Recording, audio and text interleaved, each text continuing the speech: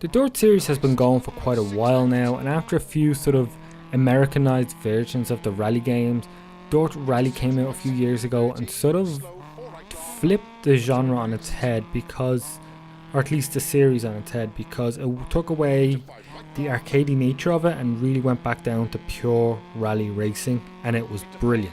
And hearing DiRT Rally 2 come out, or 2.0, I wasn't sure of where they could go with it, because I felt like they got the purest form of rally racing and just condensed it and made it almost perfect in my opinion. But DiRT Rally 2 just takes everything to such a new level that it is the purest and most enjoyable rally game I've ever played. And that's not to say there hasn't been rally games. We've had V-Rally, we've had the WRC series, we've had rally games, and they've been doing well. But DiRT Rally 2, and the thing is DiRT Rally 2, it's beyond just its visuals and presentation, which they're both known for, but it's the controls, and it's not even the smoothness of driving these cars and feeling the difference between them.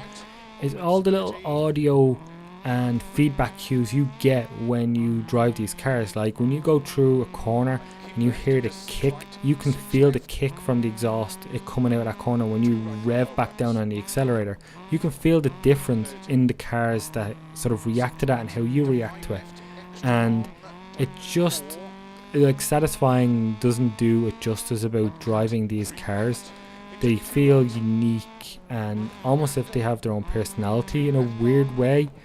It's just getting behind the wheel of each of these vehicles is just an experience worth doing, especially for the rally purists out there. They go from all the previous decades to the newest cars, and they're all recreated so well, and each one is an absolute joy to behold. But beyond that, you have the typical rally point-to-point races, which can be anything from 2 to 3 minutes to, like, even right away, like 15-20 minutes per stage.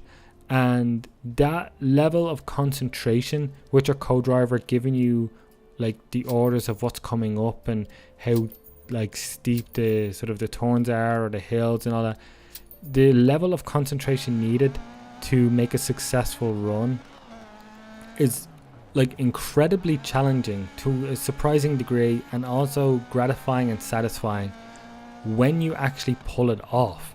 Like getting through a stage that's 12 to 15 minutes long with minimal mistakes, it's exhausting. Like it's surprisingly exhausting that you're just sitting there looking at a screen pressing buttons, but you are so invested and listening to your co-driver, which it's done so well. Like it's an afterthought really, that the co-driver mechanics and how they call out the upcoming turns, which it's been done in games for quite a while. But when you get into a really fast car, when you start getting into the Lancers and you are like bombing it through these really tight, narrow corridor roads, having that done so well is it's just so much fun. But the thing that I think this game has over its previous game in the series is content. It feels incredibly packed. There are dozens of tracks across multiple countries and different road types, different environments and weather, and everything is done so well. You also have the rallycross events, so you can race up against multiple cars. So if you're not in the mood for that really tough point-to-point rally, there's the rallycross, which is a ton of fun across these shorter tracks. That it's just a bit of fun. Like bashing off against other cars just brings a little more sort of an arcade style to it, but it's not done in an arcade presentation like previous games.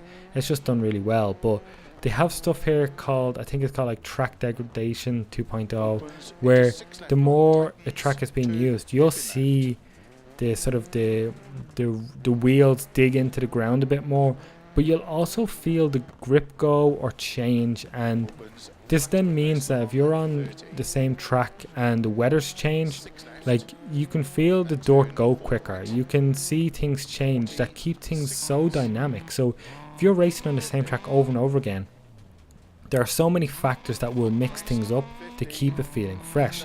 And then especially when you're driving in, say, the rallycross event and it's raining and the dirt is all being dug in and you're sliding across the ground because your tires actually also wear down as well over use. It's just everything feels so heavily invested in that you cannot, like, it's just an incredibly fun and satisfying game.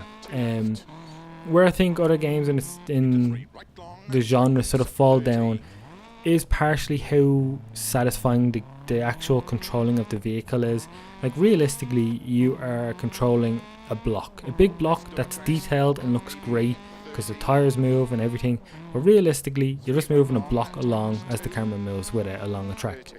It doesn't feel like that here, and it does for a much larger degree. It feels like that in other games. Here it doesn't. It feels much more dynamic, much more fluid, and much more satisfying.